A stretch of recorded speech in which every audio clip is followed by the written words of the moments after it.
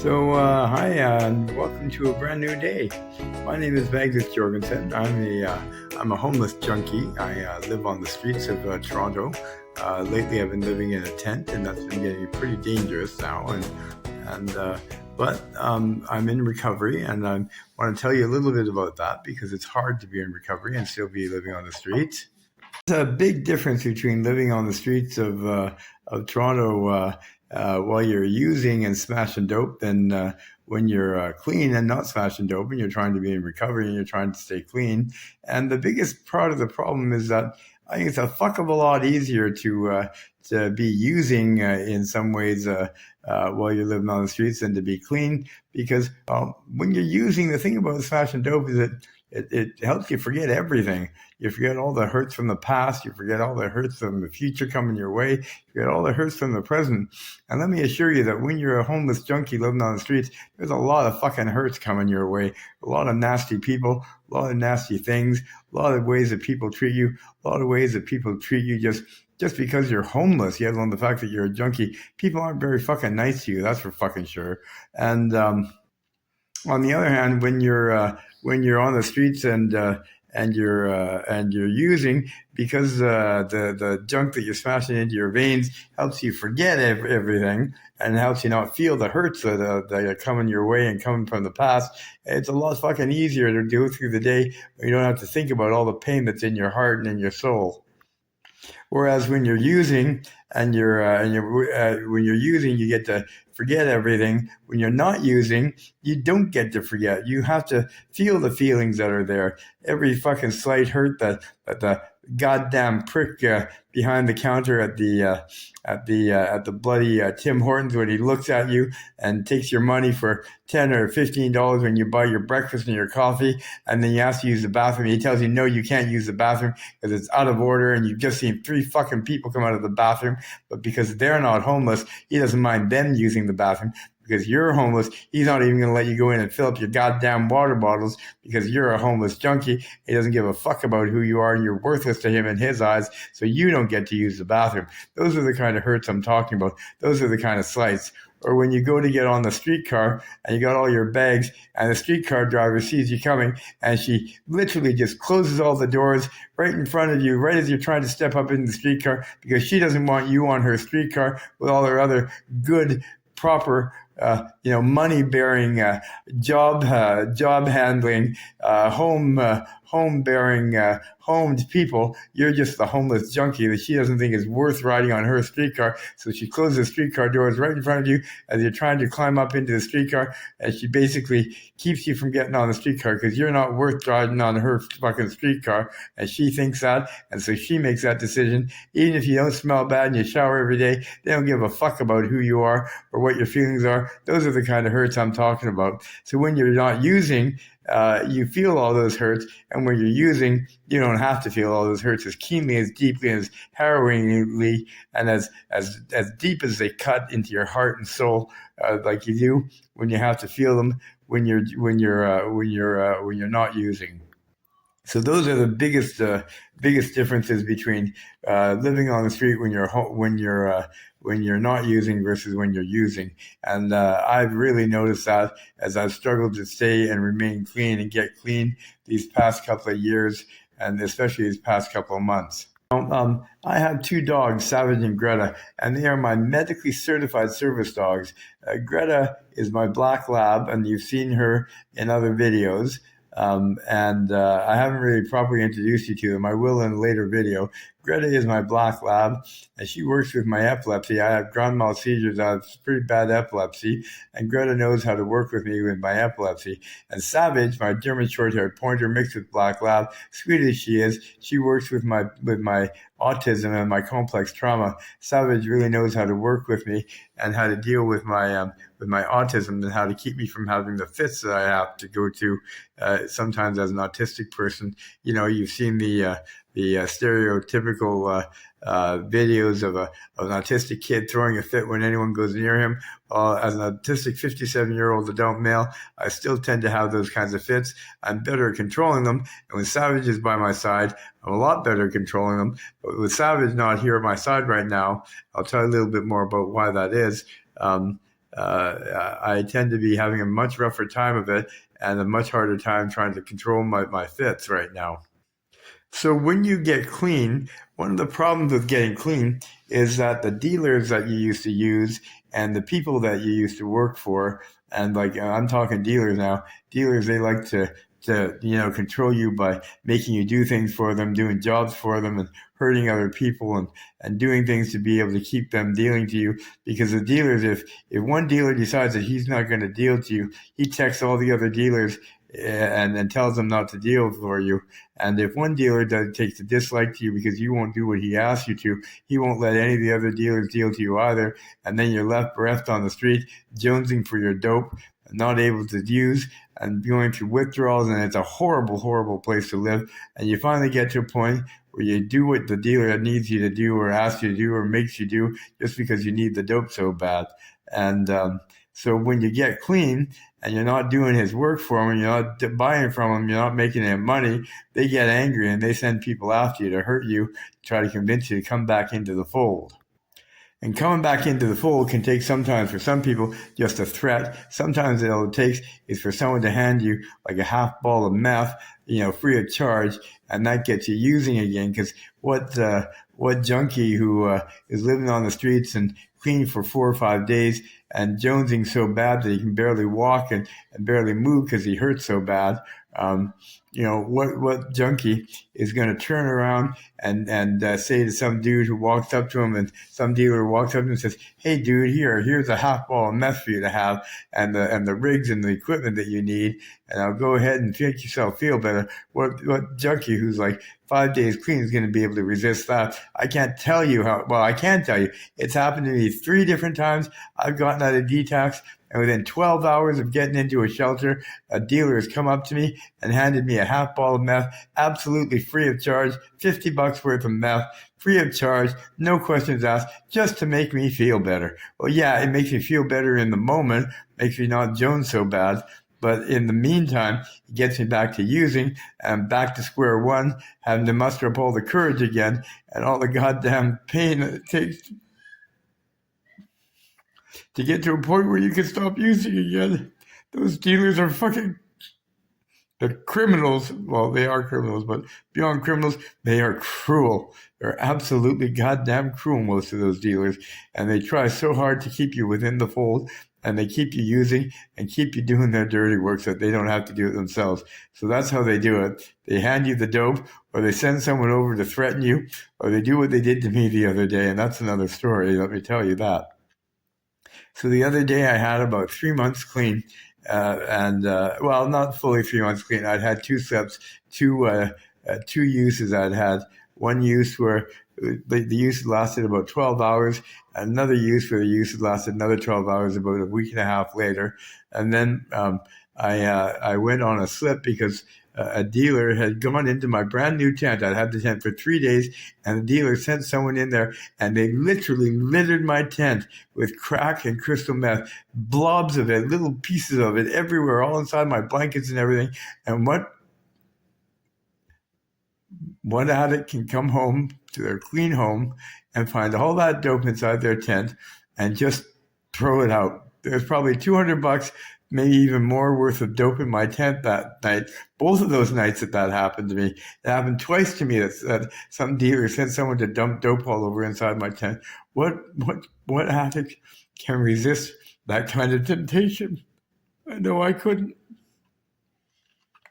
And so I was back to using. About a week and a half ago, I picked up again. I had a really, really bad relapse. Really bad. I was so ashamed of myself, so angry at the world, so angry at God. I remember walking down the street and saying to myself, God doesn't exist. God shouldn't exist. God's just a fucking cunt. God doesn't care about anybody. Certainly not me. God's just a fucking cunt. I remember saying that over and over again. God's a fucking cunt. God's a fucking cunt. And that's the things I said to myself over and over again, because that's how I felt. Because God wouldn't allow me, it seemed, to get clean. So there I was using again, and I'd made a decision not to use. I was, I'd had a week and a half slip, or relapse. That was a relapse, not a slip. It was an actual relapse. And there I was on the street in my tent with my two dogs, Savage and Greta, and I hear someone outside my tent. And you know the sound of someone squirting lotion out of a lotion bottle, right? And that when someone's squeezing lotion out of a lotion bottle, it was like early morning, not quite light out, dusk, dark still at night, in the darkened morning. And I heard that sound just outside my tent, and I knew what that sound was. And then I heard someone masturbating outside my tent. And, I know what that means. I'm not a stupid man. I've lived on the street long enough. I've been raped before by a man once, and I know what it's like to be raped. And let me tell you, I'm never going to let that fucking act happen to me again. I called out, I said, "Get the fuck away from my tent, you fucking cunt. Get the fuck away from my tent." And all I heard was this guy say, "I've been hired to come and rape you."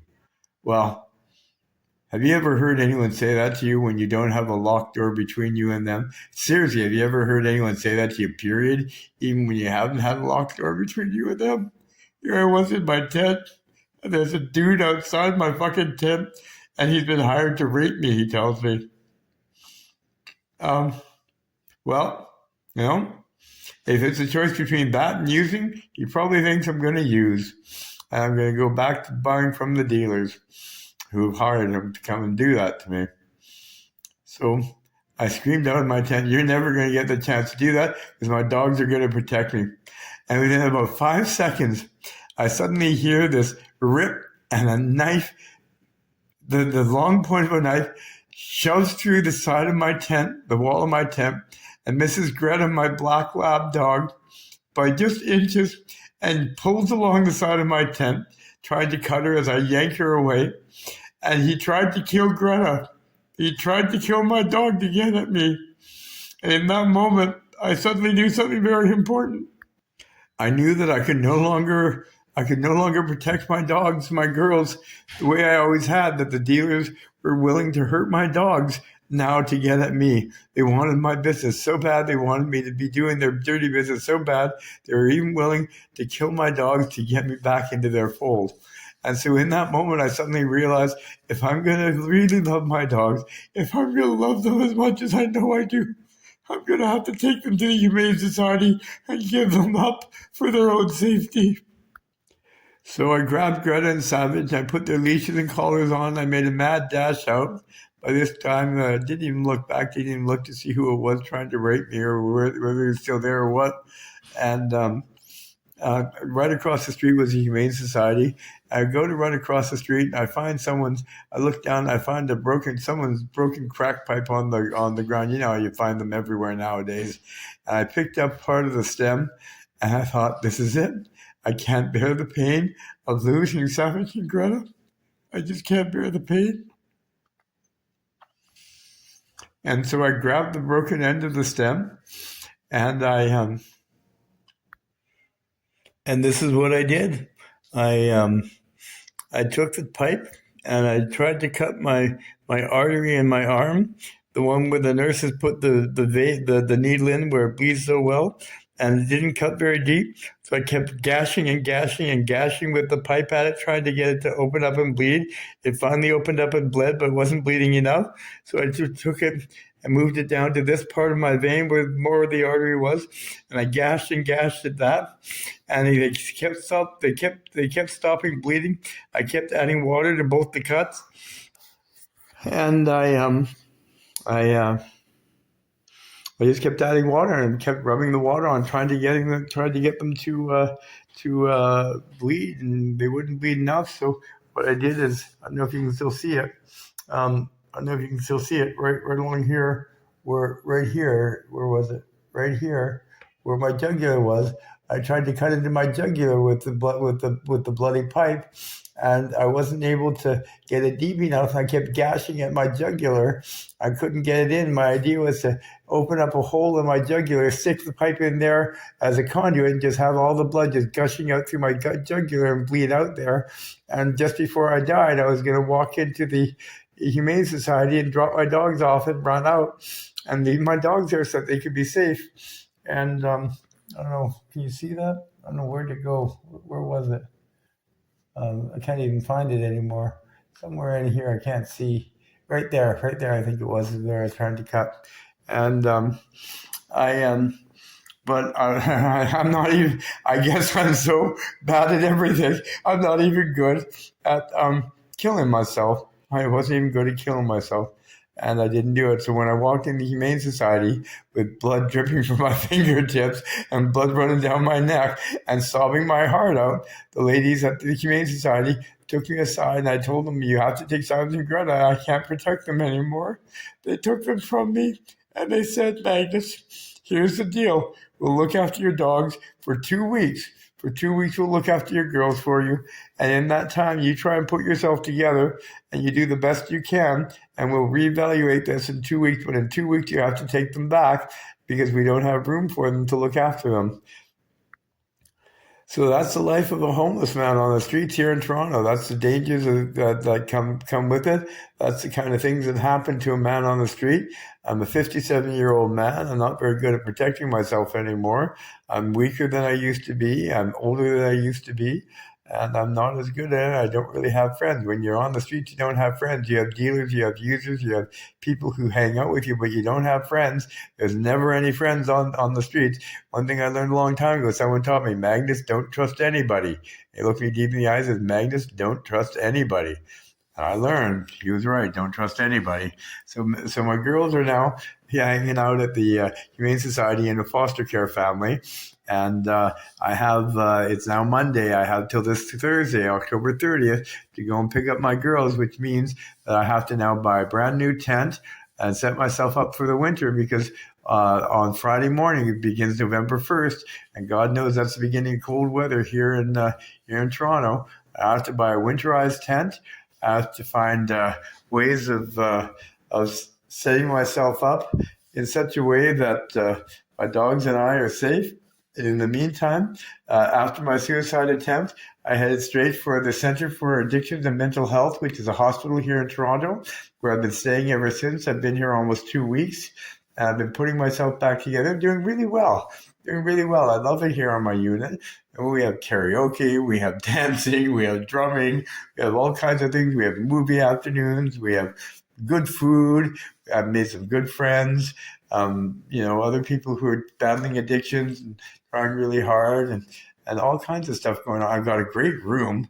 Let me show you my room here. I've got a really wonderful room that is quite a mess right now because I got all my blankets and everything that I'm washing from the tent and everything like that and trying to dry out and everything before the winter comes. And so the place is a mess. Oh, and I've got Savage and Greta's favorite toys. This one here is one of Greta's favorite toys. It's her blue elephant, and it makes noise. It squeaks. And this is Greta's other favorite toy. It rattles. This is her blue groundhog. She absolutely loves this toy. Greta loves her stuffies. And this is Savage's blue bear, or blue mouse, or whatever. I guess it's blue bear. That's Savage's toy. She loves that toy. I brought them with me to keep me company while my girls are in foster care. They are in foster care. And until I can pull myself together and get myself back on my feet. So that's what I'm working on. That's what I'm trying to do, pull myself back together, get back on my feet. But that's kind of how difficult it is to get clean and sober and to get off of crystal meth. You're an IV junkie. But God knows I have family that I'm trying to pull together, family I'm trying to keep together. I have loved ones, and that's Savage and Greta. And they rely on me. They love me. I love them. And God damn it, I'm going to do it if only for them and myself. We have a future together. I'm not going to let a bunch of drug dealers take away from me. I've got a future with my life, a future with my girls. More about that, another video that's already getting way too long. So I just wanted to tell you what I've got so far about trying to get clean on the streets in my last relapse and how dangerous that was and where it almost wound up in my death and how I'm putting myself together with the help of CAMH, the Center for Addictions and Mental Health, and working on getting housing, working on getting a place, a safe tent for us to be living in, a warm tent for us to be living in for the winter, and doing the best we can.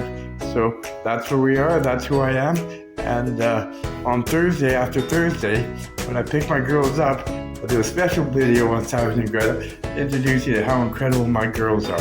Anyway, with that all said, I want to wish you all a wonderful day. And if this is the beginning of your day, take it as just another welcome to a brand new day.